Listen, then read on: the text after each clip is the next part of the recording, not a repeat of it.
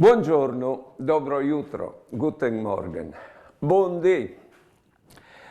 E in che smonte sono tanti personis propite flappis, debulis, fragilis, si usa a dire. Ecco, e chiale tu, magari così no, ma avendo pensato che tanti casi di chi e dipende proprio dal fatto che in di voi la persona è più libera e più autonoma che no una volta. Perché essi liberi allora discugni sielgi. Dopo si è giù, allora di portare le conseguenze delle scelte fatte. E queste è dure sul serio.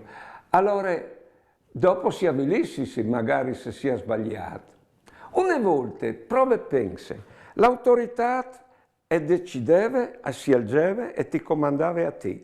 Tu ubbidivi magari brontolando, però tra l'autorità e l'ubbidienza, mettutisi insieme, si vede un tappone che non mostrava la fragilità. Erano fragili anche le persone di una volta, ma non se la vedeva tanto. La depressione, l'avvilimento, ecco, la debolezza delle persone, non si la vedeva tanto. Era tal chiave sorridotto l'autorità, tu capito, faceva figure che appletava la debolezza di tanti altri. Buone giornate e buone vite.